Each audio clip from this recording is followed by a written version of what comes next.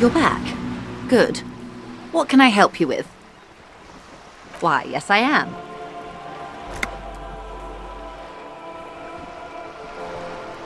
Officer, I assure you I'm a highly qualified pleasure craft operator.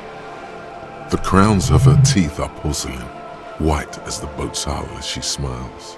Her nonchalance might be related to something called the Wayfarer Act, a law that says she doesn't need a license. Sly fox, you're not aggressive enough to harass her further on this. Of course there are. We're on an archipelago. How else are you supposed to get around? I mean, we are on Le Caillou, are we not? Technically, the neighboring Ozone and Fas Alamer island groups are archipelagos, while La Caillou, by contrast, is a single fertile landmass, the fourth largest island in the world. It is not an archipelago.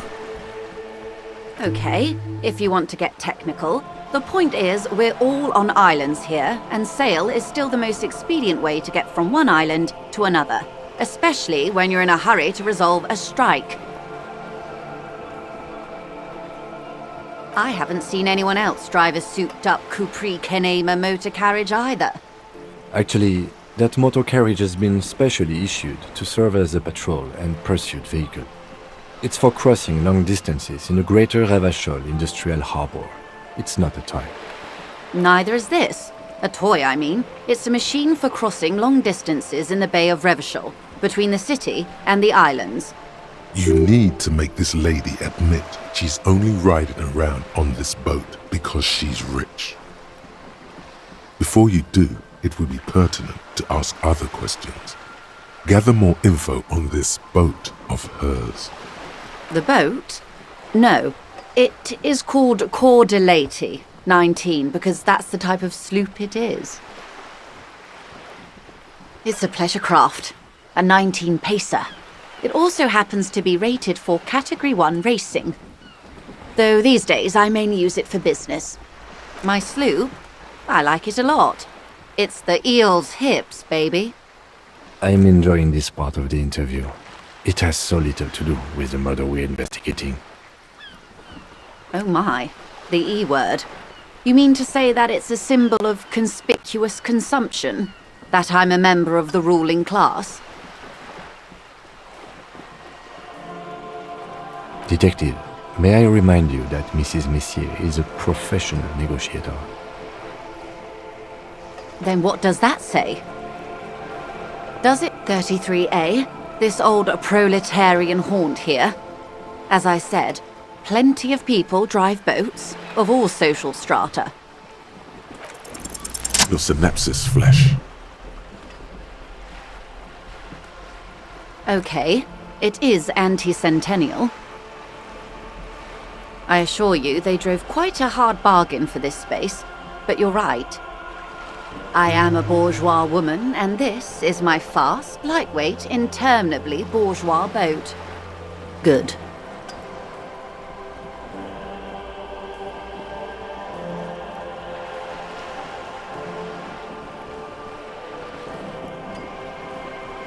Is what you want to say, but it isn't that easy, is it? Look at that lady. Take a gander. Squint your eyes, bub. A well-kempt, yet tastefully short bob of dark hair.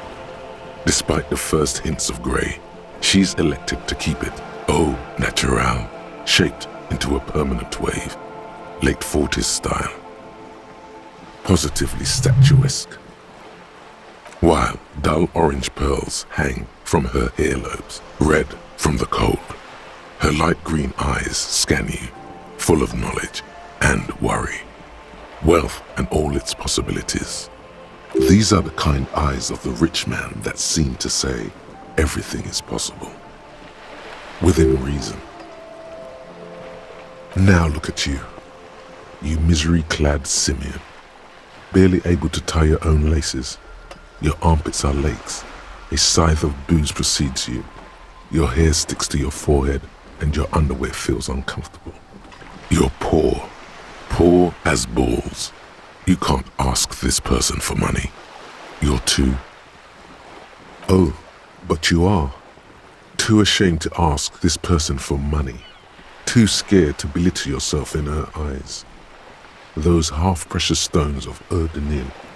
As I was saying, if there's any way I may be of assistance, please don't hesitate to ask. Everything. Right up to, but not including, trade secrets. I believe the official title is Senior Labour Negotiator. In practice, I'm a grocery clerk. I relay the union's demands to Wild Pines and return with Wild Pines' counteroffer. And how are the talks going? They're not. That's the problem. The union stopped all negotiations a week ago, after that awful lynching took place. Wait, she just admitted that the lynching and the strike are connected. Now they won't even let me into the harbour. There's a 2-meter-20 racist behemoth blocking the gates. What can I say? The union employs a giant covered in tattoos. A racist giant. I guess that's part of their big tent organisation now. Yes, I believe there is a connection, but that's a subject for later. Let's say I was not making the kind of progress I'd hoped for when I first arrived. And when did you first arrive? I arrived 3 weeks ago. Yes, in the middle of February. The bay was still partially frozen then. I prefer to do these things on site, like the RCM. But the strike began in December. I wasn't the original negotiator here. I took over after Mr. Gaumont hit a wall with Mr. Clare, the union boss. Mr. Clare refused to speak with Gaumont despite concessions he'd granted the union in prior negotiations. This isn't the first time the union has gone on strike? Heavens no. There have been 2 prior strikes. Both times the union won significant concessions, including overtime pay and a medical plan. This time their demands are more, I guess you could say, aggressive. Ludicrous even. It's meant. Mr. Clare told him to... how did he put it? Fuck off, midget. Gaumont is short of stature, you see. Yes. Keep in mind, this is a negotiator Mr. Clare has worked with before, and who was more than fair with him and the union. There are leaflets everywhere, and banners. What did they say again? Oh yes. Every worker, a member of the board. Most of the workers probably don't know what that means.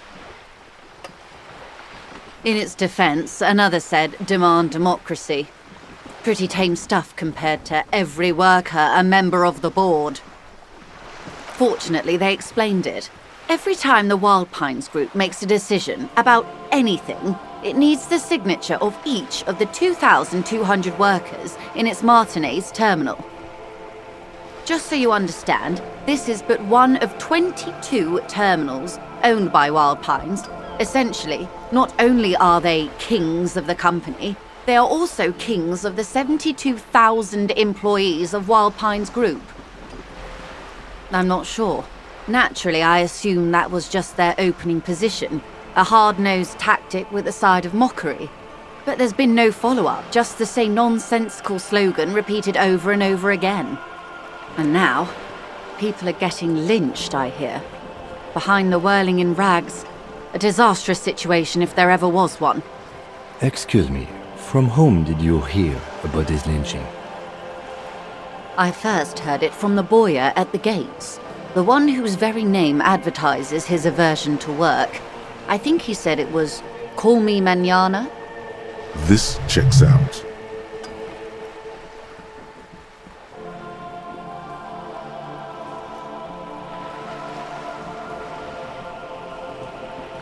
Everard Clare is a man of the utmost integrity. If you can say one thing about him, it's that he always puts the interests of the workers first. Of course not. Everard is fantastically corrupt. I imagine he has a thick, viscous goo where you and I have blood. If you were to prick it with something sharp, you could see it oozing out. A knife, maybe? No, a rapier. Oh, heavens, no. We get along just fine. Yet, now that you mention it, I can't stop imagining that black treacle just dribbling down his double chin. He is the most corrupt individual I have ever seen, and I deal with men like him for a living. If there is anyone more venal, more irredeemably nepotistic, then it's his twin brother, Edgar. Yes, Edgar looks exactly like his brother, except for that lazy eye. He also talks exactly like Evrard does, and when one's term as foreman is up, the other takes over. It's how they circumvent the term limits, you see, with a funny little switcheroo. While in office, they've embezzled God knows how much of their workers' dues. Of course. Of course. How else can I help? Quite a few things, I'm afraid. The information I'm to share with you includes sensitive trade secrets. For the sake of my employer, I have to ask for your names and badge numbers. Of course, ma'am. We should have introduced ourselves. I am Lieutenant Kitsuragi from Precinct 57. And this is my colleague from Precinct 41. I'm afraid he doesn't have his badge at the moment. I hope mine will suffice. How curious. Why is that, Detective? I see. So, are you saying you lost your badge during the course of this episode? Oh dear. Some kind of encephalopathic amnesia. I don't even know how to respond. I do believe you, naive as that may sound. I simply can't imagine what you gain by faking such a condition. As I said, ma'am, his technique may be very unconventional, but he is an officer of the RCM. Of course, I sympathize, but I'm afraid I simply can't share anything more until I've seen that badge.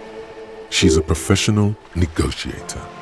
She should be open to some sort of mutually beneficial arrangement. Of course. But before we do, officers, let me be perfectly clear. The situation is extremely volatile. The sooner we can speak about this lynching business, the better for all of us. This reality. Yes, reality is your side case. An experimental side case.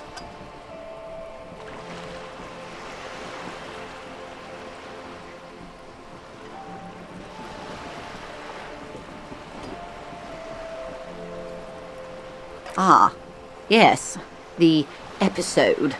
Sounds like an acute case of encephalopathy, now that I think of it.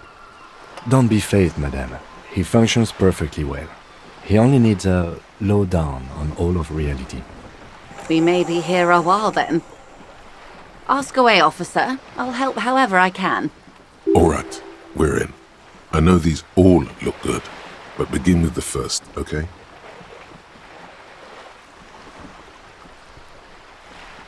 It's a neurological disorder caused by a lack of vitamin B in the brain.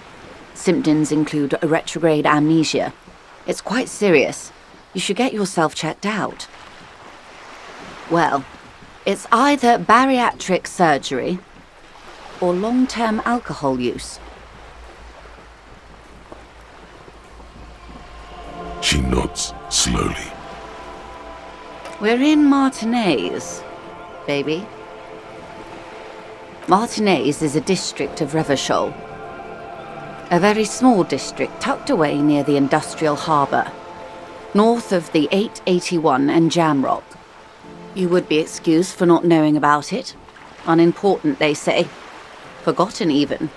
Shelled to smithereens during the Revolution. It has its charms, just not this time of year. I would be happy to. What is a preposterously expensive education for, if not sharing? A bird? A sphenicid? A flightless bird of the polar regions? Some sort of krill hunter? No, wait. You're an ancient ruin, a symbol of hubris and decay, half submerged in some salty sea. Of course you're not, my dear. I'm just terrible at guessing games. Ah! This is the pier of Rue de Saint-Ghislain, 33A, where the tenants have been kind enough to rent me a slot. Or two. A pre-revolutionary tenement. Old buildings are called tenements, you see. And new buildings, bâtiments. After les bâtiments nouveaux. But 33A and 33B are not nouveaux. They're old. This one used to be 8 to 10 stories tall, a real high-rise by the standards of the last century. Built to mirror the skyscrapers across the bay in the Delta. That was before the war, of course. Mostly the urban middle class, I believe. This was once primo real estate, before the cannons lopped 4 or 5 stories off. Splat, splat.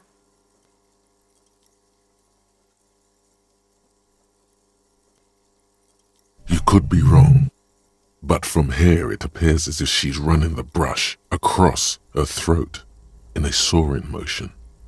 Wonderful. We're in Martinez, a casual term of endearment popular among the 50-plus crowd. It's a disco holdover, pay it no heed. Aren't we all? She refers to your corresponding ages. Martinez is a district of... You would be excused for not knowing about it. Unimportant, they say. Forgotten, even. Shelled to smithereens during the Revolution. It has its charms, just not this time of year. I'm not a good ambassador. I've only been here once before, as a teenager. Not a lot has changed. There are ruins, a terminal, fishing boats, reeds, boys with boxy shoulders. This place used to be a province, a workers' resort before the city swallowed it and the artillery did its work. The reeds are the real star of the show here now. The further down the coast, the wilder it gets.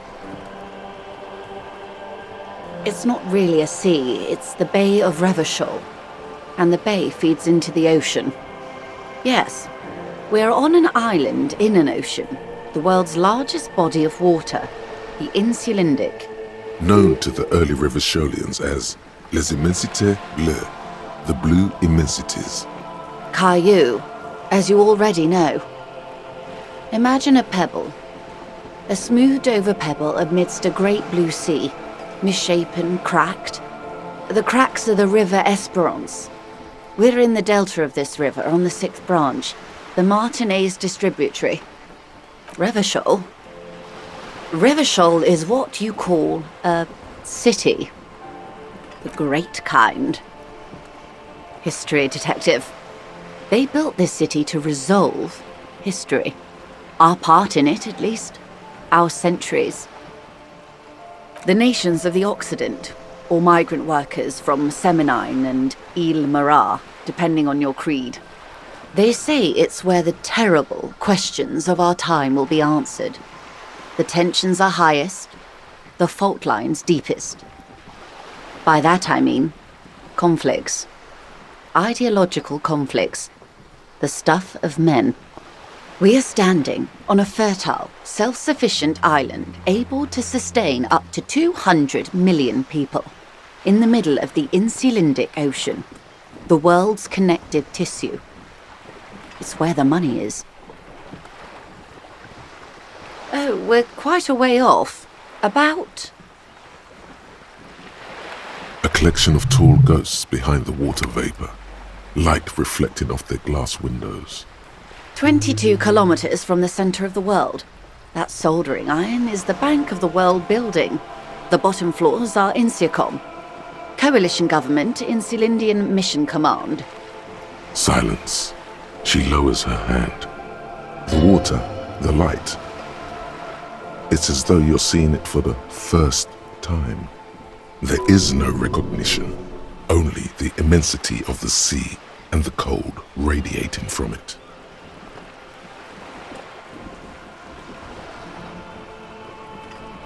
She observes your eyes scanning the horizon, then breaks the silence, slowly.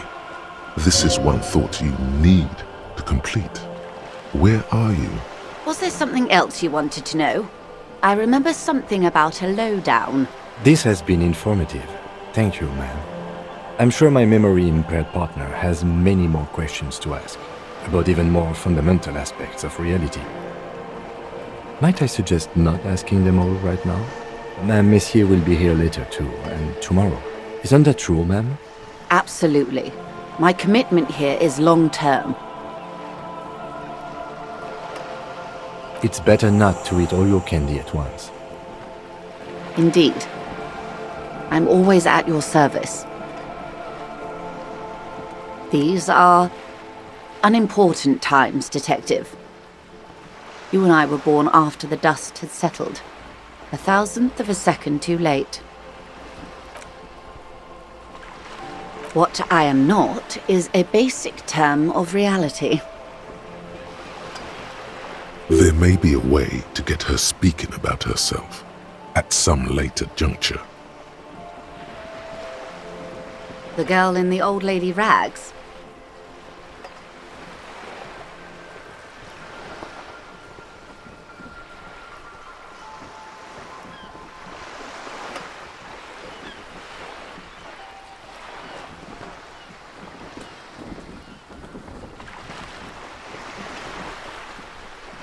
Looks like a sullen and rebellious member of a teen infraculture.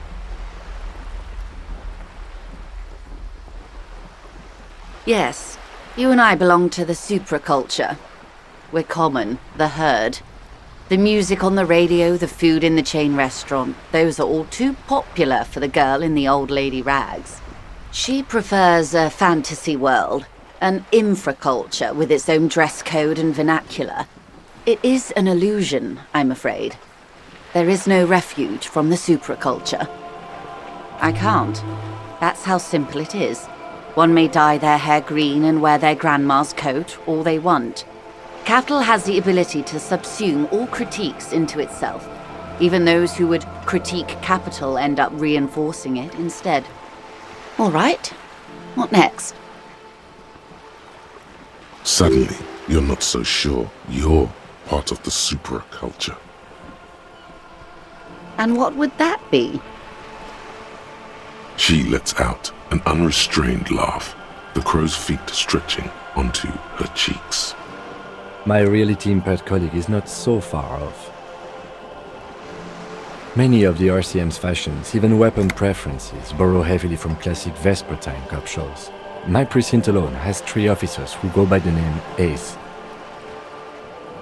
But please, do continue this reality exploration. I was just remarking. Yes, let's.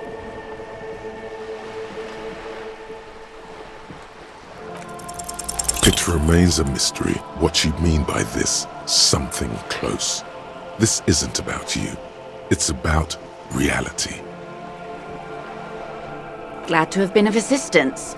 The little that I know. Anything more lessons in basic reality? My favorite part of the day. Go ahead, ask me anything. Glad to have been of assistance. The little that I know. Anything else?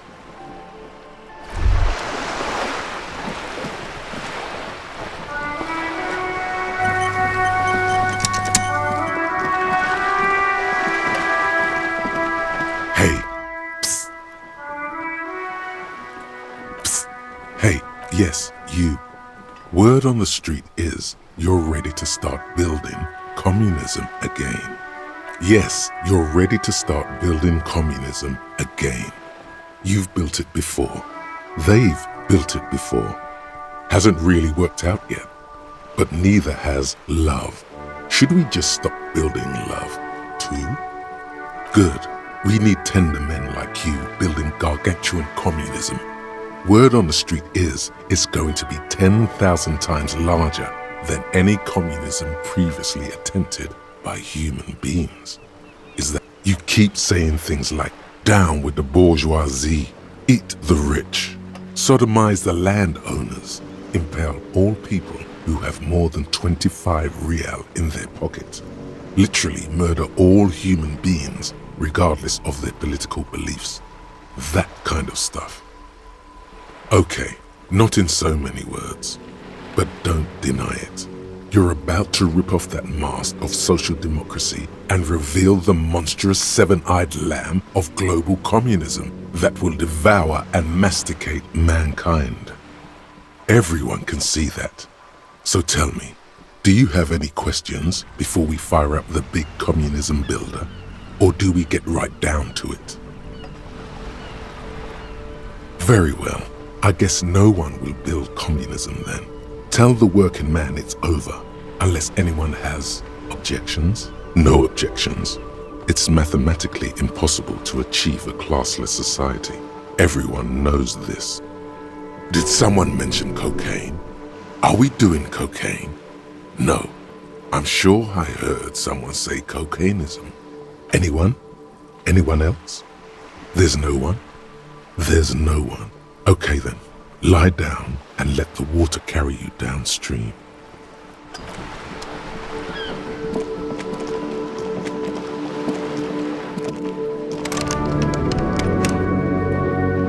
Look at me when I'm talking to you. The streets will flow red once more.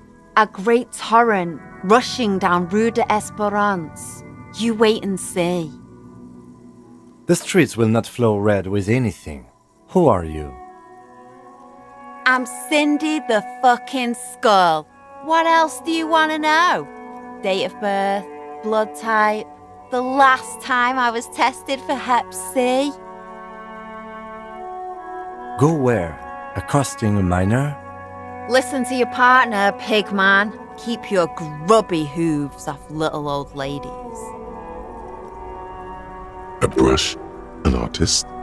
The red splatter is urban expressionism. Can't you tell? I'm painting a beautiful mural, an aereo graffitio visible from low orbit. I haven't really started it yet. I'm waiting for the right words.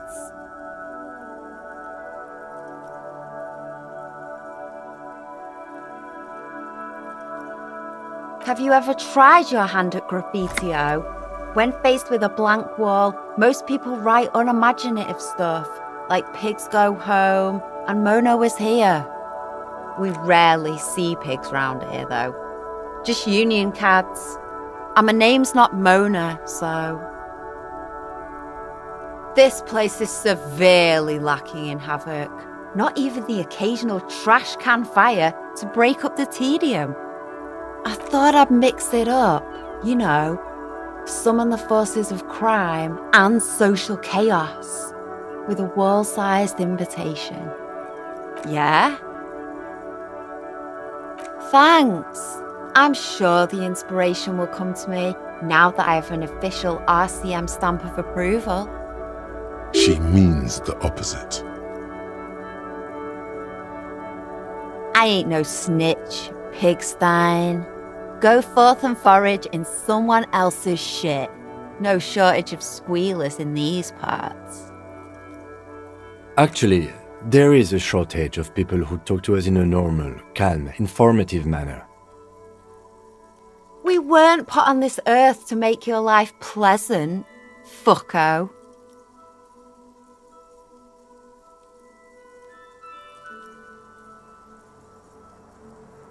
The lieutenant is desperately searching for another handkerchief. Hatred, disgust. It's difficult to tell which of the two is more present in her girlish features. The woman on the boat does not notice her staring. That is on her. Someone's got to keep an eye on her. On a first-name basis with her, are we? Piggy's moving up in the world. Have you got a crush on her? Aching for an opportunity to defend her honour? Watch your back, ungulate. You've got eyes on you.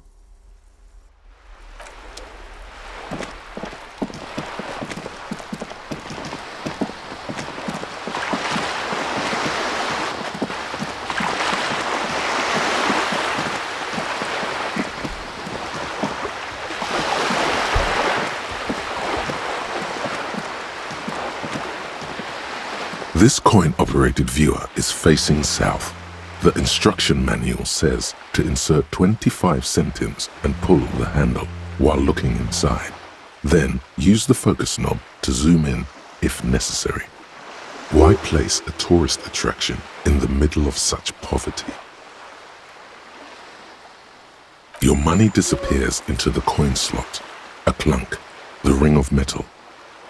The curtains on the display open. You lean in to catch the view. It's blurry, different blues and greens. In the middle of the shimmer stands a drab grey shape, like a ghost.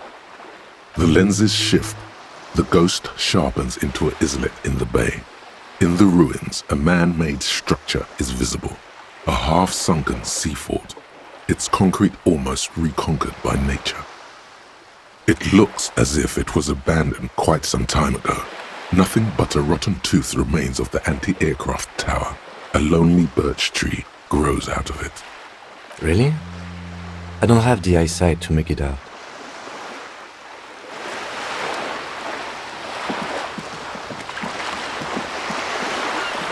This coin-operated viewer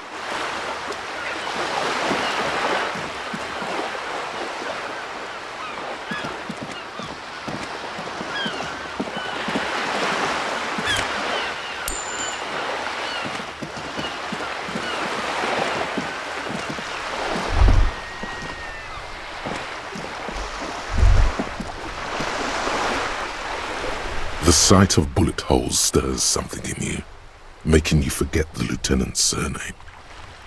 The faded marks are too degraded to draw any forensic conclusions, just chips in the sandstone. They look pretty ancient. Where?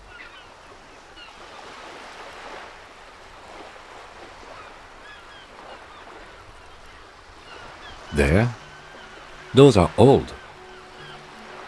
Yes, the one that happened half a century ago. Those bullets were fired during the revolution and do not warrant an investigation by officers of civil law.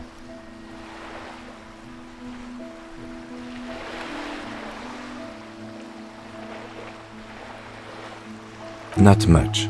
I don't have a fresh perspective on it. Shall we go?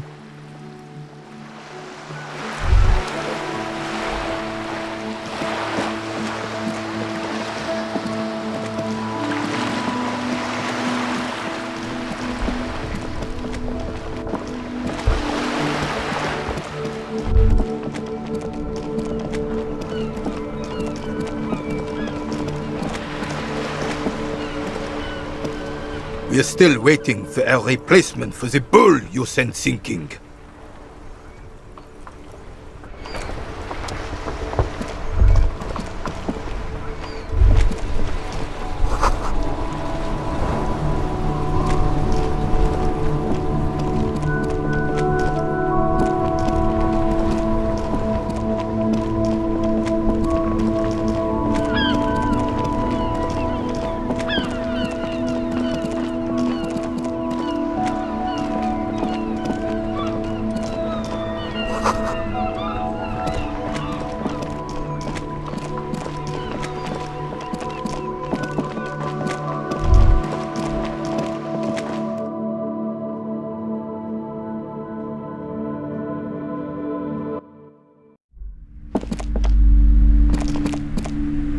A small mountain of colorful board game boxes.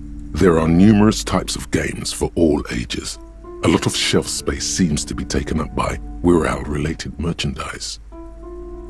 Wonderful board games, sir. The Viticulturist is a classic for sure, or perhaps you'd like Archipelagos of Insulinda, a very educational game for those interested in geography. Raubritter is a fun game of economic competition, but can get quite intense after a while. We have games for the whole family. You can play with your children. Friends are technically like family. For playing with friends, I'd recommend Suzerainty. It's a civilization building game where you build a civilization, then set off to brutally colonize and repress other civilizations. It'll cost 12 real. An endless variety of source books, lore books, and codices litter the table. The topmost book is titled Welkin Compendium, 2nd edition. There's also a large hardbound tome with intricate cover art, The Hunters of Katawak, Boreal Creature Compendium, and a Pick Your Path adventure gamebook titled Tales of Wirral, Cavern of Velkrag. Books in a board game section? Who wants to read books? There's a box that says Wirral, 3rd edition Mega Setting Supplements Module. The side panel notes, a fantastique adventure board game, new maps and miniatures. A sticker on it displays 25 real. That price is steep, but then it's the 3rd edition Mega Setting Supplement, so it makes sense. Lousy auras there. No, role-playing games are popular among those types. You know, who are into those kind of things. Personally, I don't like it. Not at all. I've heard they turn people into occult enthusiasts. That they have rituals where they try to summon entities. Highly immoral stuff. You can still buy them, though.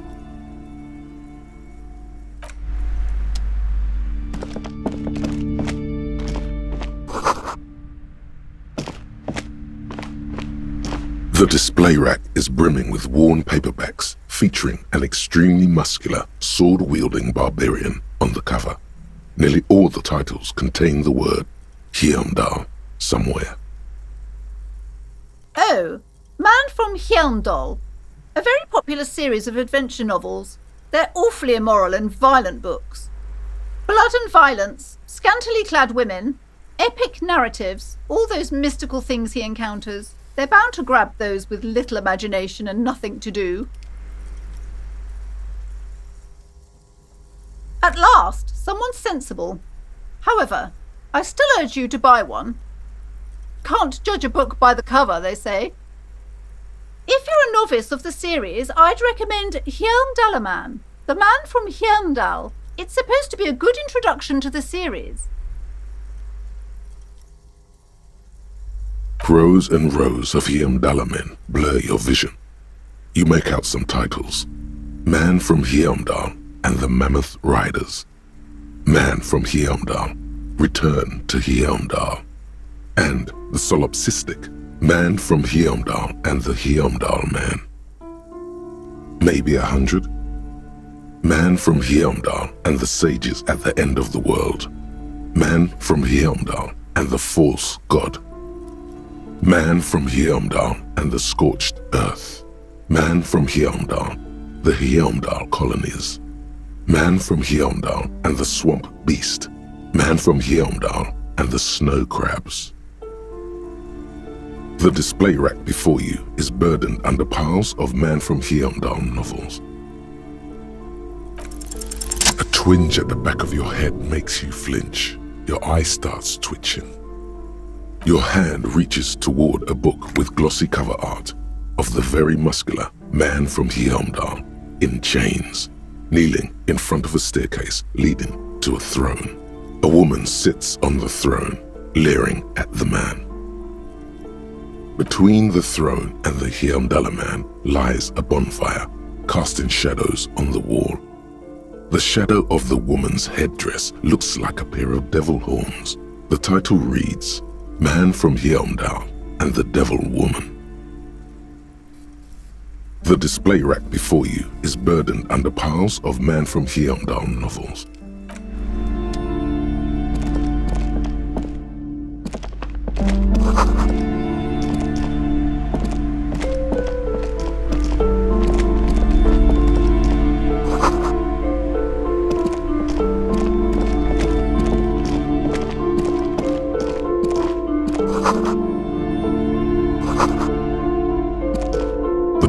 The shelf reads, Biographies of Famous People. You see a large variety of names, none of which ring a bell. I would say The Greatest Innocence. Yes, most certainly. It's an important educational tool delving into the depths of history, religion, and their relation to innocentic power.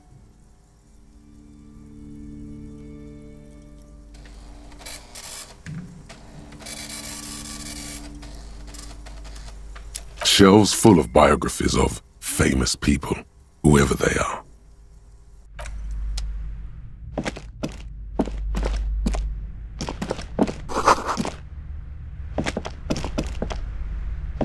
Several maps have been attached to a bulletin board hidden inside the alcove. They're held up by small pins. The board has come loose from one corner. The maps look old and faded. Your eye catches a map of Insulinda, a map of Revachol, and a map of Martinaise. The north coast of a verdant island is shattered by the delta of a river. It is the River Esperance. Countless bridges put the shards back together, connecting city blocks to river islands. La Delta says a great artificial heart in the center, teeming with life forms and construction. To the east, rolling hillsides, Le Jardin, Stella Marie, the suburbs of Saint-Baptiste, swallowed up into the megacity. They sound rich to you. This is Revachol East. Hudon, it's somewhere to live, not bad. Then there's Jamrock. It's bad. People shouldn't live there, but they do. Then Faubourg. It's almost as bad and much larger. Then Coal City.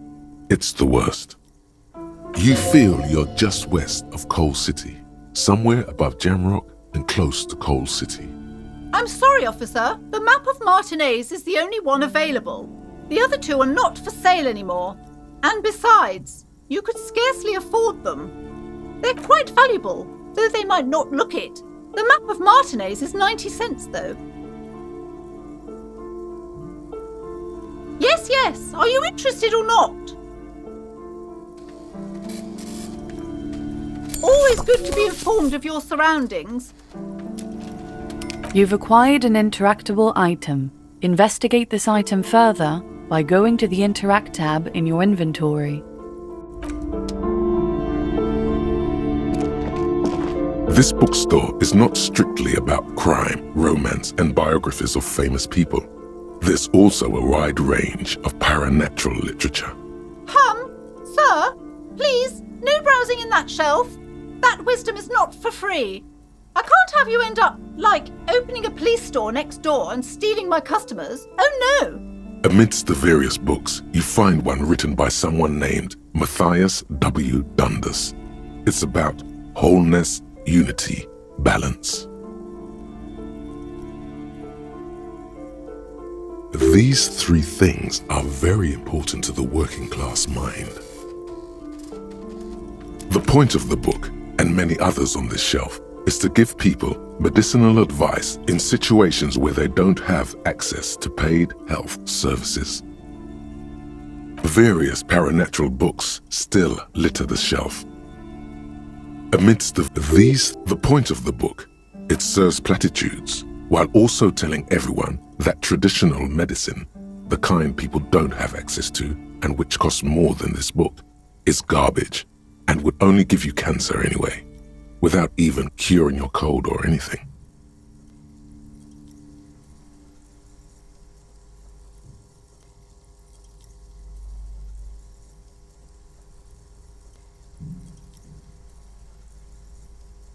Wholeness, unity, balance, on the other hand, can basically take care of anything.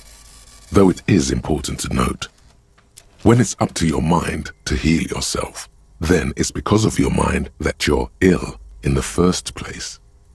The book features chapters on topics such as how to find magnesium.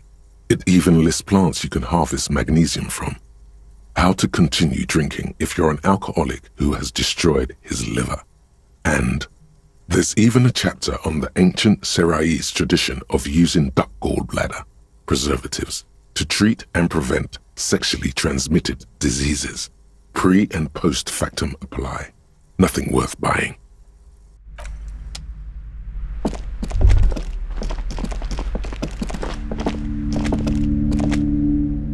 These shelves are overburdened with books from the same series.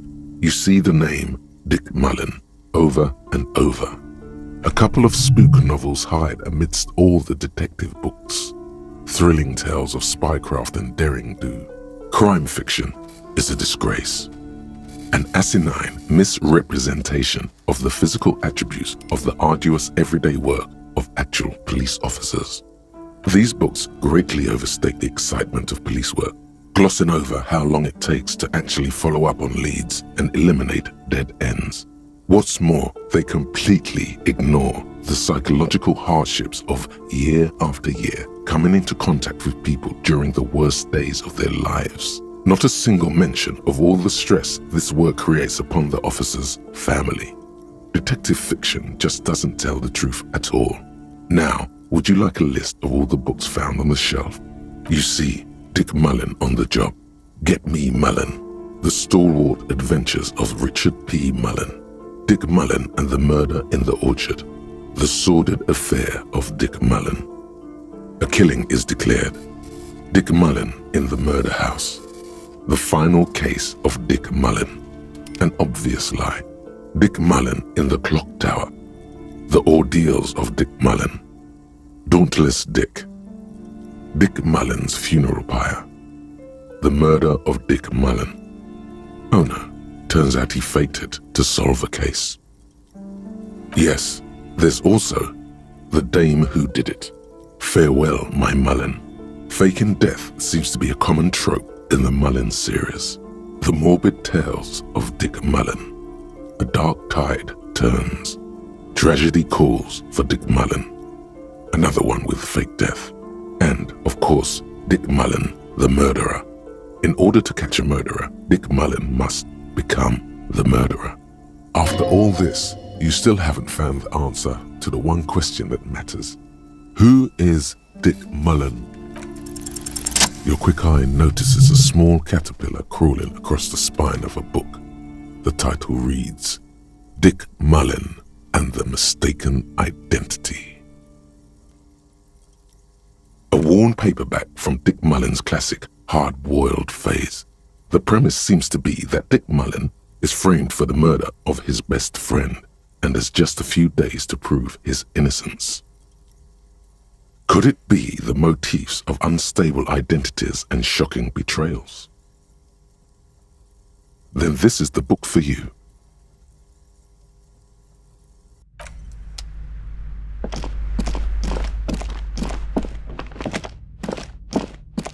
You see a set of tattered curtains blocking the way to another room.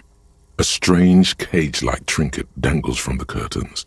Excuse me, officer. The back room is strictly for employees only. Nothing. Now please go back to browsing the books. Don't you feel compelled to look at the books?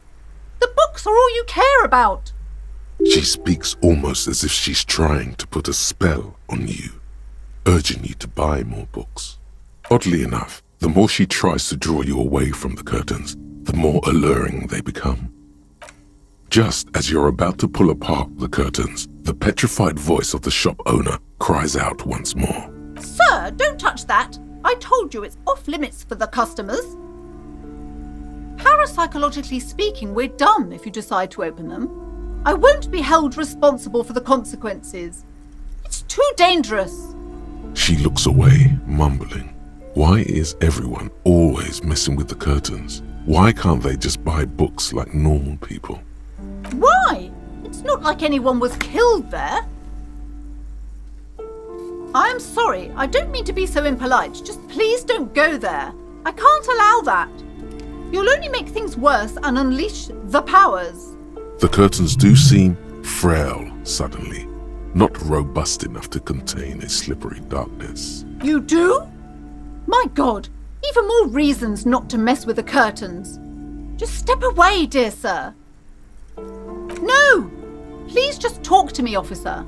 Come here and let's talk this through before you decide to do anything extreme. Talking is always good. Go see what she has to say. You see a tattered set of curtains and a polyhedron-shaped cage-like trinket.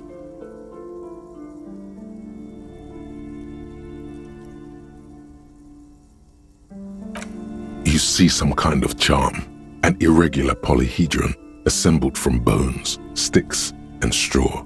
Inside, a disturbing fish head with empty eye sockets stares at you. This is a traditional Seminese ward. meant to provide protection against ill luck, bad dreams, curses, and other supernatural scourges. Inhabitants of Île de Fantôme, the Semenine Islands down south. Aside from poking at it suspiciously, there is nothing else to do with the fishhead charm at this time.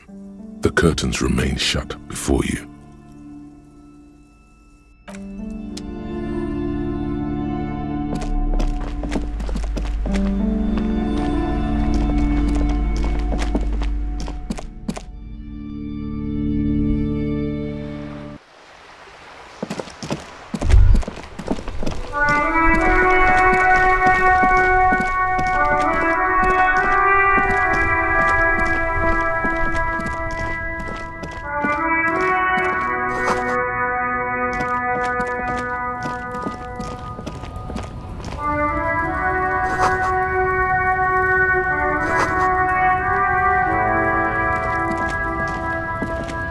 Welcome to Revachol. This man looks like trouble. You might not want to get into this right now. Plenty of time later.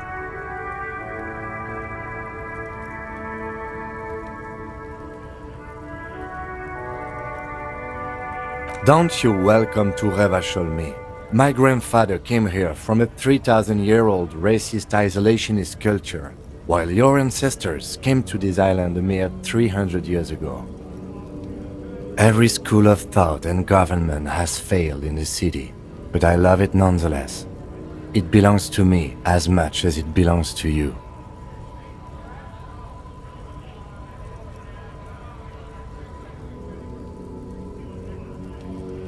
It's men like you who keep Revachol divided, making it that much harder for everyone to climb out of this post-war limbo. What he means is, fixation on the Revacholian nation makes it harder for Revachol to actually attain self-determination.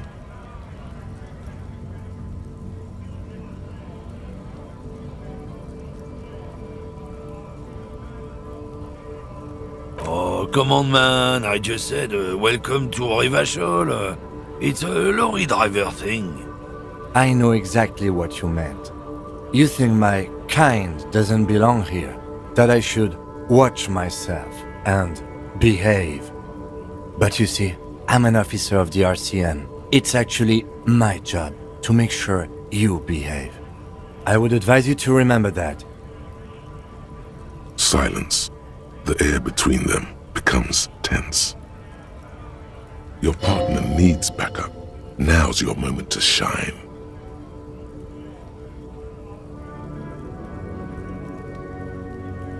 Whatever you say, officers. He smells of heavy motor oils, and his breath of high tar content cigarettes, probably Astra Whites. Oh, not much anymore. I'm here to pick up some cargo, but the dock workers are on strike, so it's a sit and wait on your ass situation. The strike? Oh, they've been at it for a while. A month, 2 months maybe. But this here is just the last week or so. Apples. Apples is exactly the kind of thing you'd say if you had something to hide. Yeah, apples? I take it you had other questions? It's about biological determinism, natural law, the sorting of the races. Not the most popular topic nowadays, with the coalition in charge and all. You might want to change the topic. That is, bury your head under the sand like common sheep. Not sheep, ostriches. Actually, neither ostriches or sheep bury their heads in the sand. It's just a saying.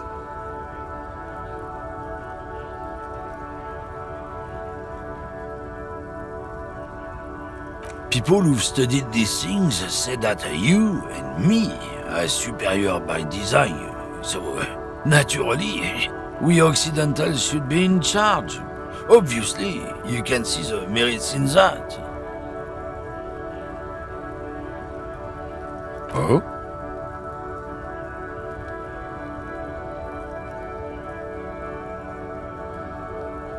Go right ahead. You may be a cop, but that won't help you avoid the calamity to come. Lieutenant Kisaragi's stern expression remains unchanged, but you sense something there, below.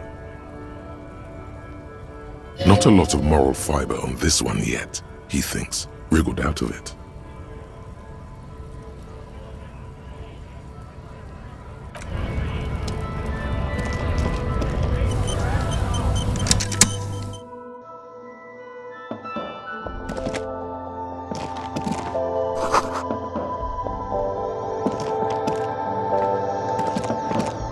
The tear machine stands in the corner. A sign says, 1 bottle equals 10 cents. Oh, that's the tear machine.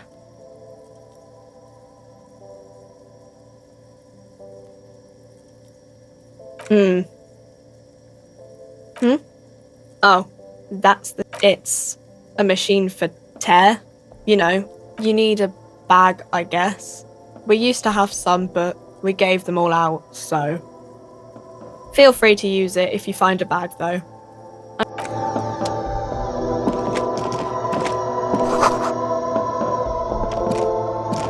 You see several packaged raincoats fill a low shelf beneath a display of croissants and juice bottles. The raincoats are transparent, except for the big Fritta slogan on the back.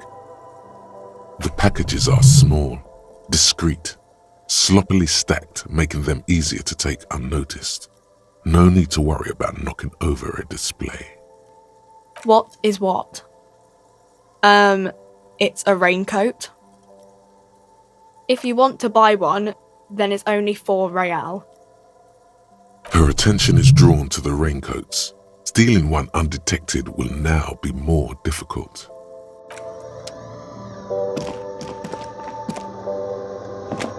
Welcome to Frit. Feel free to look around or something. Everything is out on the shelves. What's that magazine she's reading? I don't know. Frit? A 7 to 11 grocery store. I think they think that the extra tea makes it funkier. It doesn't. The story goes that normal Fritta with 2 T's, a men's workwear shop in Vredefort, was already taken. So when Fritta Retail Inc. grew into a multinational corporation, they had to add an extra letter to avoid trademark infringement. You mean this?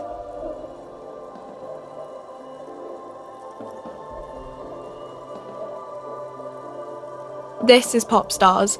It's got, like, famous people in it. It's not for sale. Looks like it also has something called Police de la Mode, featured on page 34. This speaks to you.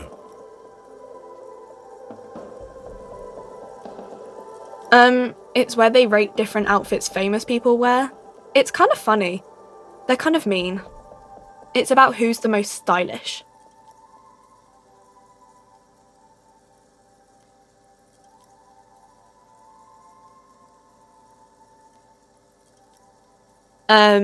No.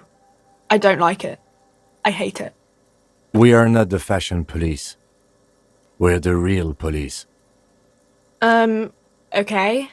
I'm not really supposed to be chatting to anyone, but... I don't really know anything. I mean, I know it's there, but I haven't seen it, so... Not really. No. I didn't know him at all. I don't know, really long. I don't know. No need to worry. It's just standard procedure for us to ask around. If you hear anything, let us know, okay? Okay.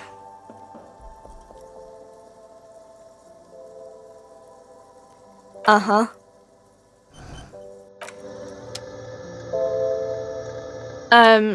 Is this about the questions again? because I don't really know anything. Reality? You mean what reality?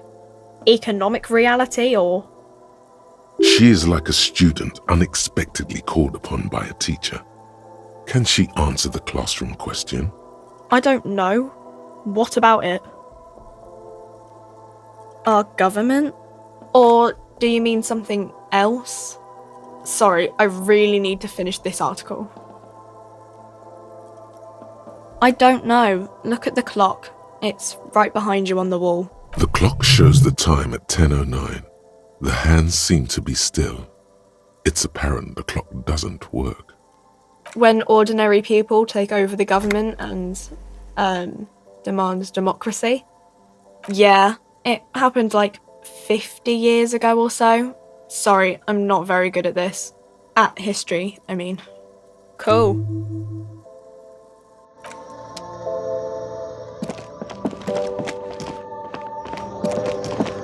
A small cabinet on the wall is filled with various medicine bottles, nasal sprays, and blister packs.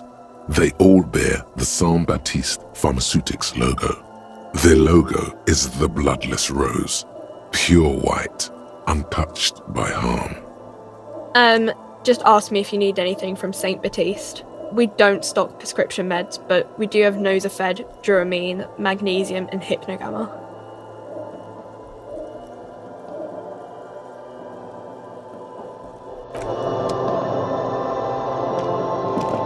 A colourful display of cigarettes and alcohol bottles line the shop wall, inviting you closer. The bottles wink at you in the light. The smokes too glitter in their wrapping. It's like looking into a kind of heaven. Your knees are weak. There, in that dark green glass, all in vain. The great flowing river of warmth, wine, alcohol, beer, alcohol, love, alcohol. Guess not, no. Good thing you're an unrecovering alcoholic then. I'm obliged to inform you that both alcohol and cigarettes damage your health. But I guess you already know that. No, Frit only sells legal drugs, like the law says.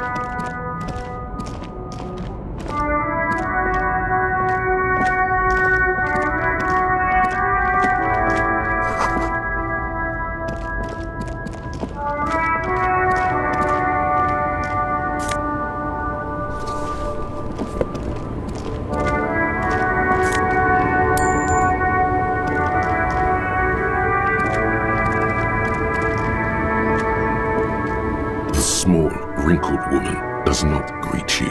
She nods along to something on her radio. A photograph is clutched in her hands, and there is a warm smile on her face. The photo, an ambrotype from the turn of the century, as golden as her smile. No response wherever this woman is. Your words fail to reach her. Wait.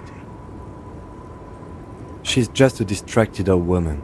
Better to leave her alone. Why? I just told you why.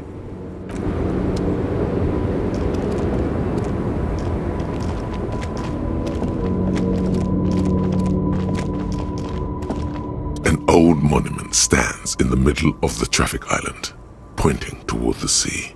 It looks as if it's been reassembled piece by piece, secured and mounted in the air with the aid of numerous ropes and rods. A silver plaque on the statue's pedestal reads, "I am Philip III, the Squanderer, the greatest of the Philippian kings of Revachol, son of Philip II, the opulent, father of Philip IV, the insane." As you look up, you notice something about the statue. There are some odd indentations on the king's chestpiece. Even by the standards of the Philippian kings, old sumptuous Philip was known for his profligacy. Well, he blew through the whole national treasury, starting the decline of one of the penultimate century's greatest superpowers, the suzerain of Revachol. His own maladministration foreshadowed the fall of the monarchy during the anti-centennial revolution, an end to his family line and the monarchy on the Insulindian Isola.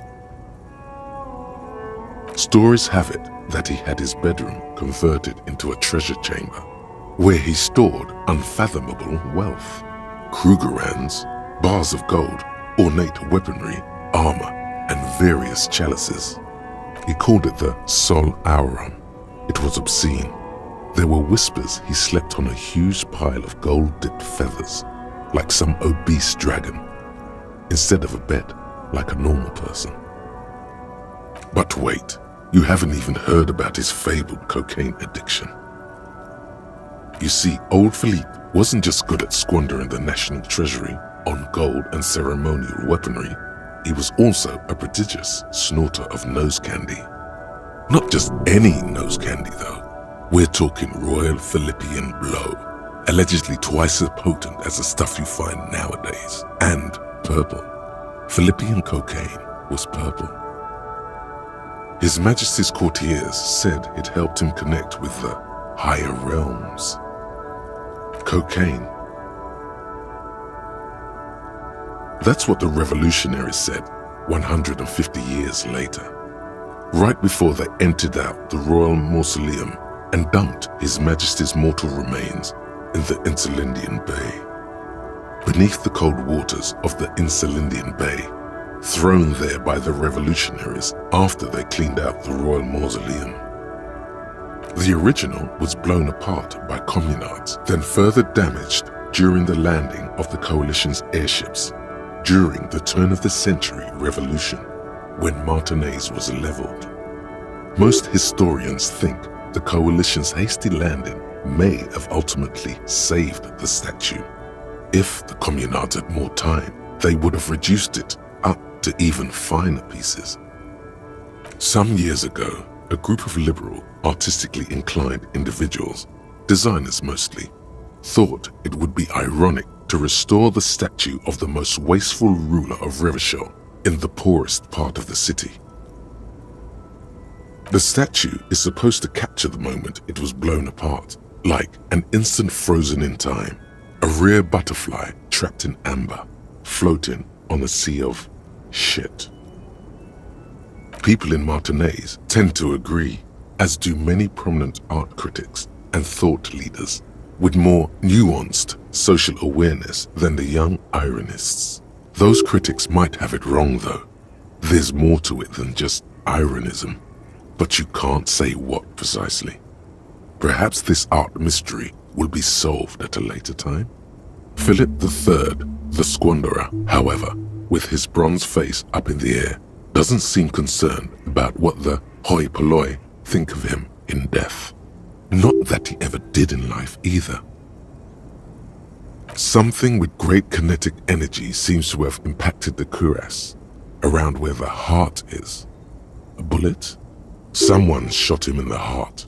Interesting.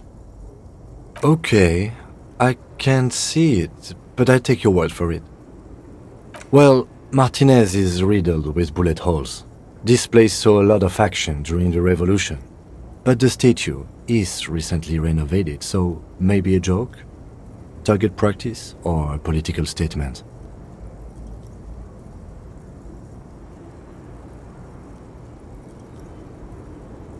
Why not? What this shows us is guns aren't too uncommon here, and people still shoot them, sometimes at kings. The king stands high above you, surveying the bay, mute and indifferent to your sightings.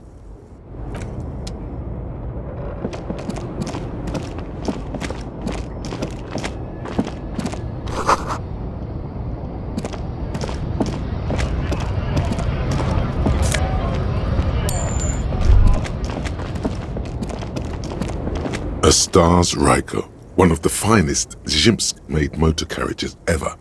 An oldie, but a goldie. Not many people outside of Grad, and Revachol West too, it appears. A Stash Ryko KK2. That's a classic model. Never thought I'd see another one repainted after what happened last time. No, only that the motor carriage is typically baby blue, the colors of Sigismund the Great, an ancient Zhimsk ruler. His banners were famously zephyr and white, the colors of the Stars Ryko. That's, well, yes, exactly it, more or less. Except it was a crowd of them. Tore him out of the vehicle and ran him over with his own tires. They said it was an honor killing, Hussar style. The Zhimsk community protested the trial, flying the colors. 5,000 came to protest. Correction, 4,395. The fourth largest public protest of a criminal trial in Revachol.